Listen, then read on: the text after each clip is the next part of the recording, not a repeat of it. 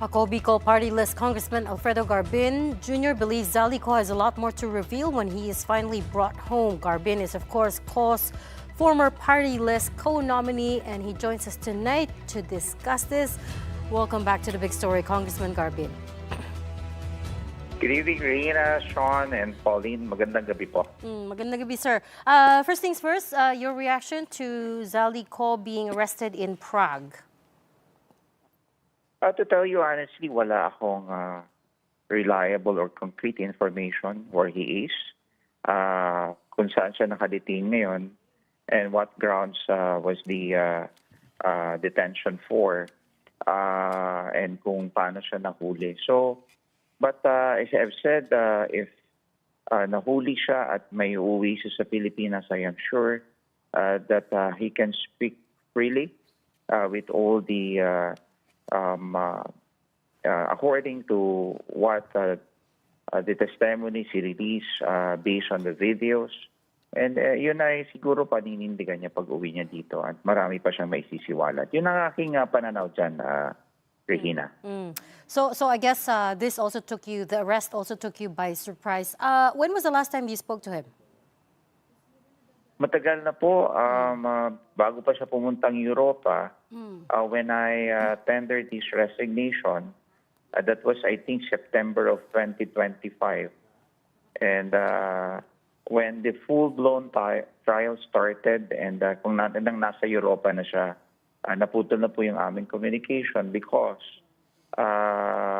wala na siyang yung lahat ng registered phone numbers niya ay yun ay give up niya na. No, we also heard about that from his lawyer, si Attorney Rui.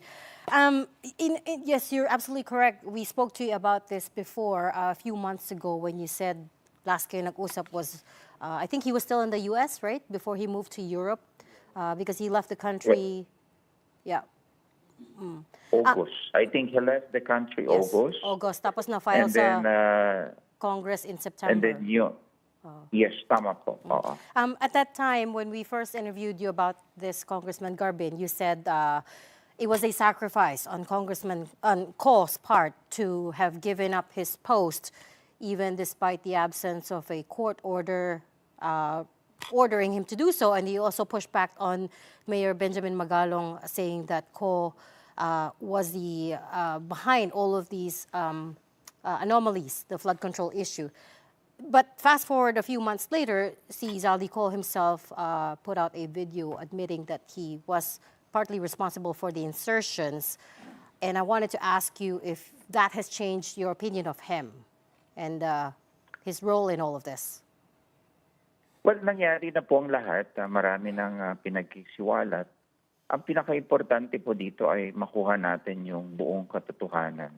Kung may uuwi naman po siya, I would say that kung ano yung mga kanyang sinabi in the series of videos that he released, kanyang paninindigan niya, siguro may dadagdag pa. That I can say. Congressman Garbin, I just wanted to get a sense, no, dun sa Ako Bicol, of course, you're both Bicolanos. You have been in this party list with him on and off for the past how many congresses na. Ano po ba yung nature ng relationship nyo? And as far as you know, do you believe he really has a Portuguese passport, or was it just permanent residency? Because it was never really clear. Alam mo, si Salde was one of the founder of Ako Bicol. But his status right now is he resigned from the party, and we removed him also as a part of the board of directors. Now, as to the Portuguese passport, parang kwentong kutsero dahil kung meron siyang Portuguese passport, di sana hindi siya na-detain. If the grounds of detention is due to lack of official documents such as passport. So this is just an incident that would belie the insinuation na he was a holder of passport 10 years ago, since 10 years ago. So sa tingin ko para sa akin po, bilang isang abogado, Sir, parang walang katotohanan. DILG says hindi lang daw niya dala yung passport. And ako naman, hindi ko alam, baka may communication siya kay Kong Saldi about this one. But I cannot confirm those underlying circumstances, whether hindi niya dala yung passport. But Yeah. you know what? The easiest way is we have a Portuguese embassy that could say right away whether Saldi applied for the same. And talagang totoo nga, holder siya ng passport. I think Yeah. the easiest way is for the Portuguese embassy here in the Philippines to state to that effect whether Saldi is a holder or not. And Congressman, given that we don't have an extradition treaty with Czech Republic, do you foresee that there will be any legal challenges in bringing back former Congressman Zaldico here to the Philippines? Sa tingin ko po ang ating gobyerno, kung if they're serious, will exert all the effort to bring him to go home. Tayo naman mga kababayan nating Pilipino, nag-aantay rin ng buong katotohanan para matuldukan itong flood control controversy na ito. So whether by deportations or closely coordinating with the Czech government just to bring Kong Saldi. Ang atin lang po ay talagang maisiwalat yung katotohanan sa kanyang pag-uwi dito sa ating bayan. And earlier this year, Congressman, there were actually reports that Congressman Zaldico, ex-Congressman Zaldico, was sending feelers through priests and intermediaries. Was that a sign na willing po siya mag-cooperate at bumalik? What do you know of those negotiations? I don't have any personal knowledge. What I get official statement of Kong Saldi. The only source is Attorney Rui Rondain. Kaya ho kung may naririnig kayo na may feelers which are being coordinated by the members of the Catholic priesthood, pinasinungalingan po yan ni Attorney Rui Rondain. Wala hong ganon. So ako lang ho ay nagre-rely. Kung meron naman hong gustong sabihin si Kong Saldi, yan ho ay manggagaling kay Attorney Rui Rondain, his official counsel. And I know you've gotten a flurry of text messages from a lot of news agencies, Congressman, since last night. And it would appear, reading all the reports, that you sent them back the same statement and the same answers. And one part of that is, I'm going to read it out. Given our political climate, sana kung maiuwi siya, he can speak freely without any censure from the administration.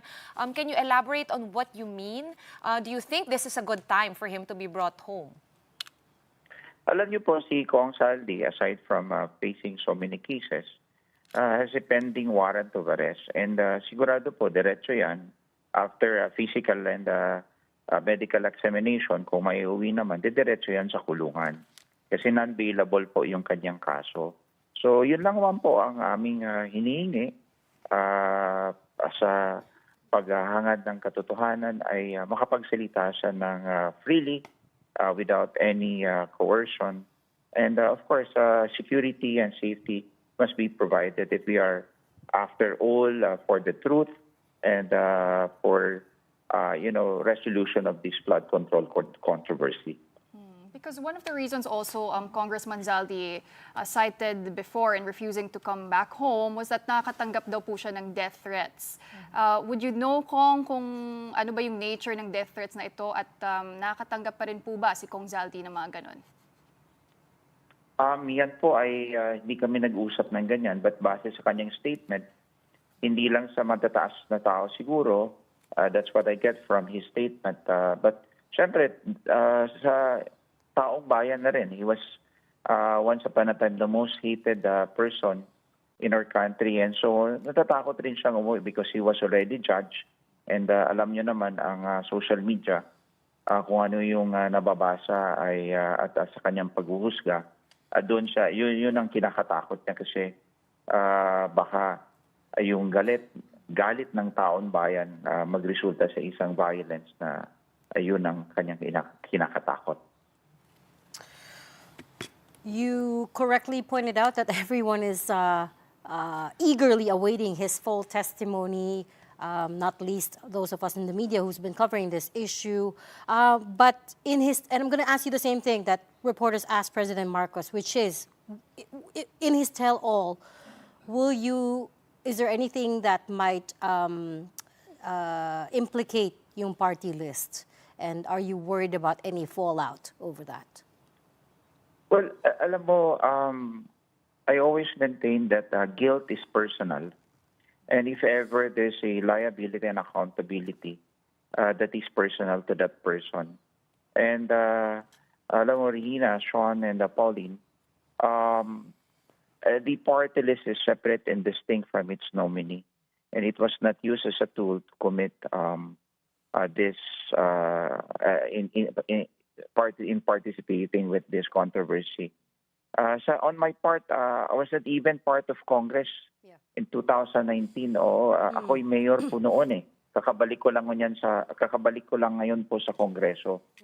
So, handa naman kaming sumagot po. But if you'll ask me, and then I still maintain that I always say that guilt is personal. And if ever there is liable, and that is a personal liability of that person. Siguro the question lang din no, came about, Congressman, because lumabas dun sa mga reports, no, dun sa flood control, sa kasagsagan ng flood control mess, that a lot of funds, no, or insertions rather, were actually coursed through yung kung ano-anong mga party lists that are associated with him and some of his family members din.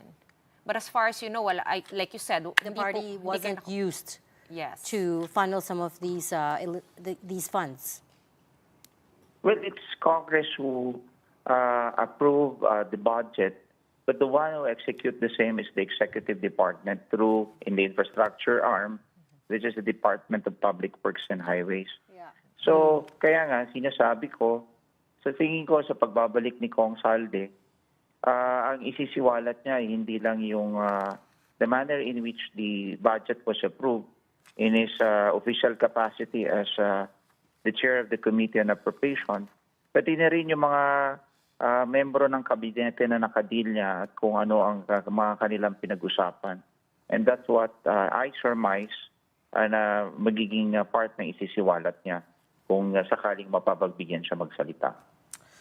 In your view, the issues that led to this corruption in the 2025 budget, have they been fixed?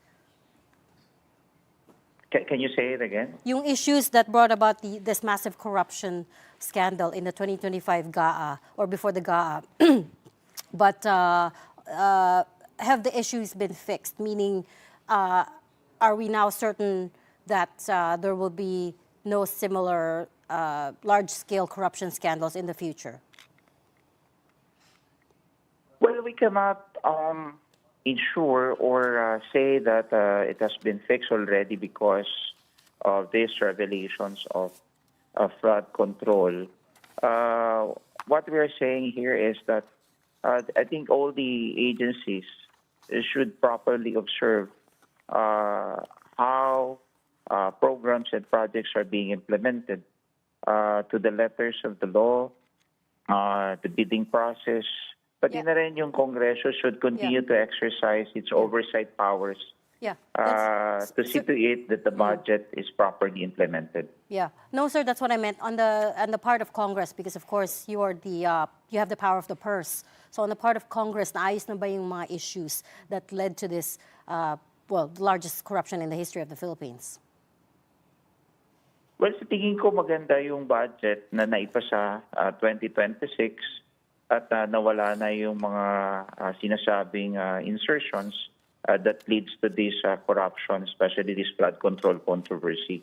So, yun ang na-fix po, yung mga insertion.